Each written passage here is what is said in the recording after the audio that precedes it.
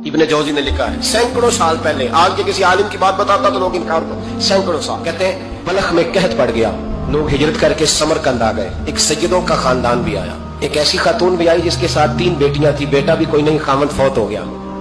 मस्जिद के साथ मेहमान खाने बने होते थे, वहां उसने बच्चों को ठहराया और निकली समरकंद में कि कोई आदमी मिल जाए और उससे कहूं कि थोड़ी सी मदद हो। वो चलते चलती एक सेठ के पास, रईस के पास पहुंची। जिन लोगों के पास दौलत आती है ना, वो कई दफा सख्त जुमले कहने लगते हैं जो अल्लाह को पसंद नहीं आते। वो सेठ के पास गई तो जाके कहने लगी मैं गरीब हूँ, परेशान हूँ, बलख में कहत है, सारा जमाना जानता है, तो मैं इसलिए समरकंद आई हूँ, बेटियों का साथ है, न रहने को जगह है, न खाने को रोटी है, न पहनने को कपड़ा है, मेहरबानी कर, थोड़ी मदद कर। कहने लगा हो कौन? तो उस सैयदादी ना कान आगे करके, हाँ किसी पे भी हालात सख्त आ सकते हैं, अल्लाह से डरना चाहिए, कान आगे करके ना कहने लगी मैं सैयदादी और यहाँ मेरा अपना कोई नहीं, मेहरबानी कर। तो वो सेठ साहब, चौधरी साहब कहने लगे मुझे कैसे पता चलेगा तू सैयद है? तो सैयदादी ने अपना पल्लू खोला और अपने आंसू दोनों आंखों से साफ किए तो कहने लगी अल्लाह तेरा भला करे, मैं साबित नहीं कर सकती कि मैं हुजूर का खानदान, मेरे पास कोई दलील नहीं, मैं नहीं बता सकती। चल ठीक है, चली गई। किसी ने बताया कि यहाँ एक यहूदी भी रहता है, वो बड़ा सखी है, या आतिश परस्त है, या पारसी है काफिर गैर, सखी बड़ा है। उसके पास गई, बैठी रही, लोग बैठे थे, जब चले गए तो करीब गई, कहने लगी मजबूर हूँ, परेशान हूँ, गरीब नहीं हूँ। कहने लगा बीबी तुझे कभी देखा नहीं, समरकंद की इतनी आबादी नहीं, मैं सारे शहर, तू कौन है? तो कहने लगी तारुफ ना ही पूछे तो अच्छा है। उसने कहा चलो अगर पता चल जाए तो। कहने लगी मैं मुसलमानों के नबी की औलाद हूँ, मुसलमानों। उसने कहा पैगंबर खुदा की औलाद। उठ के खड़ा हो गया, बीबी को साथ लिया, घर गया। कहने लगा जो साफ सुथरा कमरा है ना उसे फिर धो डालो, एक दफा फिर धो डालो। कमरा धुलाया, साफ कराया। फिर कहने लगा बीबी मेरे बर्तन ज्यादा साफ सुथरे नहीं, मैं नए ना खरीद के ला दूं। फिर नए बर्तन लाया।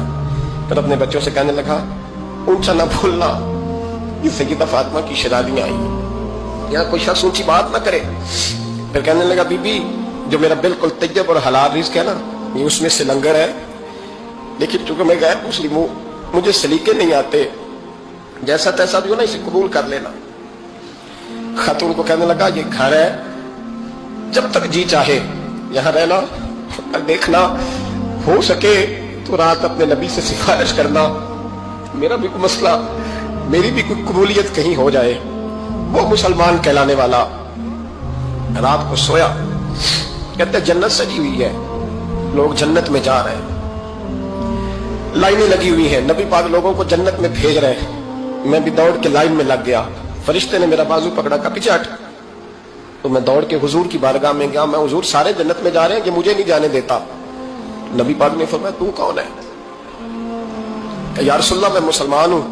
कहते हुजूर मुझसे फरमाने लगे कोई दलील है तेरे पास? दलील है कोई तेरे पास? मैं चुप कर गया। फरमाया मेरी बेटी तेरे दरवाजे पर आ ही गई थी तो तू दलीलें पूछने लग गया था।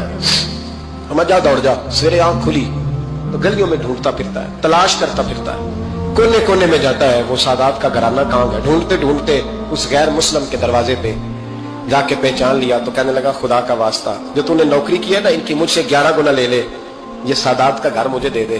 तो कहने लगा कल तू आता तो शायद बात और होती, आज बात और है। उसने कहा मेहरबानी कर। कहा नहीं कल तू आता तो मामला और था, आज मामला आज और है, रंग बदल गया है, हालात तब्दील हो गए हैं, अब तू देख दाख के आया, जा दौड़ जा। कहने लगा नहीं मेहरबानी कर, दे दे। तू गैर मुस्लिम में तेरा क्या ताल्लुक? कहने लगा चुप कर, गैर मुस्लिम में कल तक था, कल से सैयदों से प्यार किया है तो मेरे हालात संवर गए हैं।